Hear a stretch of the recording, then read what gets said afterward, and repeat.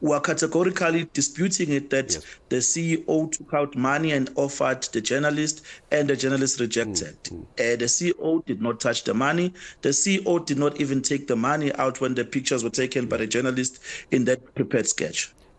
But the CEO was at the table when the money came out. Are you denying there was money brought out? Not by the CEO. Not, why is that different? But if you can't be charged for things that happen when you are there, so you must be charged for what the authorities deem to be proof enough that you would have offered and presented a bribe. So what we are saying that, shocked as everyone else, the CEO was shocked when money was presented because she did not offer them. We're saying this also because the South African public must ask themselves, how sure was the journalist that the money was going to be presented for him to have prepared the whole sketch for the public to see? So we are of a view that there's a possibility that he would have initiated the money engagement with the spokesperson, and when it was presented, then he acted all holy and rejected the money. But it's an allegation that we're making, but we're not saying that that's the case. But it is our view that there's a possibility that the monies might have been initiated by either of the two, and it was presented in the meeting as agreed, possibly in their engagements. So you're suggesting Peter Louis Myburgh set this up. Is that your allegation? I know you can't prove it, but is that your suggestion? We're not suggesting it. We're saying that there are probabilities that if you reconstruct the whole story, Sure. The journalist says conversations with the journalist started in early June. So there's been pending negotiations. Obviously, those might include the CEO wanting to meet and present her side of the story, which she would have done when they met with the so-called with the said journalist. But the money issue was not presented by the CEO, and the CEO did not have a conversation with the journalist about offering any amount of money. That's the brief. I need to ask, because people are asking this question. I'm wondering as well, Ayanda, why was the CEO there? Surely the CEO knew about this meeting. What did the CEO understand this meeting to be about? Not the money, just what did the CEO believe this meeting was about? It would have been about a lot of things, but obviously this journalist has been running stories against the CEO for the longest of time. Hello everybody, welcome back to this channel. Hope you're doing good. Now the Malaka Family Trust has released a statement in response to the Daily Maverick expose, and it reads as follows. The Malaka Trust stands firmly with Ms. Tebogo Malaka in response to the defamatory allegations published by Daily Maverick and the ongoing political campaign to remove her from the Independent Development Trust. These attacks are not grounded in truth, but in a calculated effort to replace her with a politically aligned figure. Let us be clear. Ms. Malaka did not offer a bribe, did not suggest one, and did not take out or authorize any money. The cash in question was produced by the IDT spokesperson, not Ms. Malaka. She did not invite the journalist, did not know him prior to the meeting, and did not select the venue or arrange the setup. This was a trap engineered by others and designed to entrap her, which raises most critical unanswered question. Who set up the hidden cameras and why?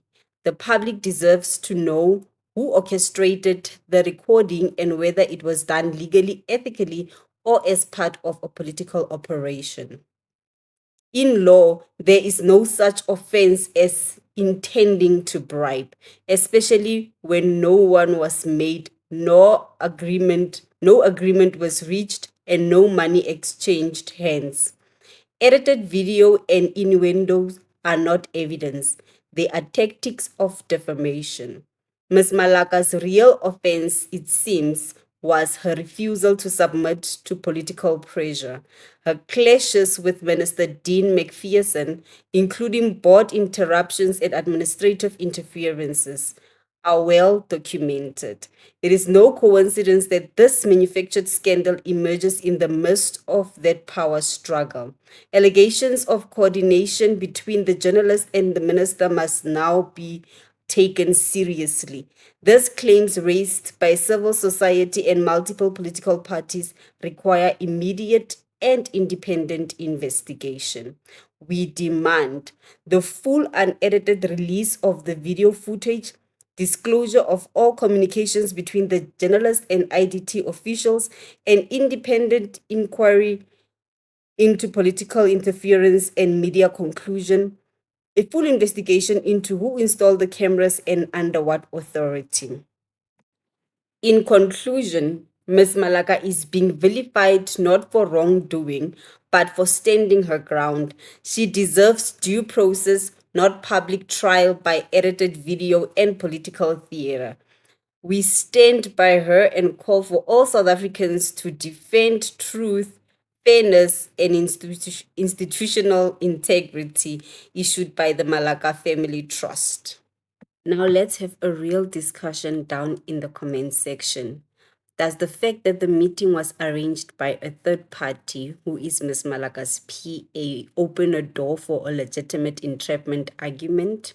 Does it suggest that Ms. Malaka did not know or did not approach the journalist with intent to commit a crime? Did the journalist manufacture the crime scene? Did he stage everything to entrap Ms. Malaka? Keeping in mind Section 252A of the Criminal Procedure Act that states that any evidence obtained through an undercover operation must not be a result of undue influence or manipulation. Can Ms. Malaka, with that in mind, show that the operation induced them to commit a crime they could not have otherwise committed? The evidence can be ruled inadmissible if that is the case. Was the video edited in such a way that it just fuels the situation and makes it out to be what it is not? Or is this just a weak attempt by Tebogo Malaka to put out the fire?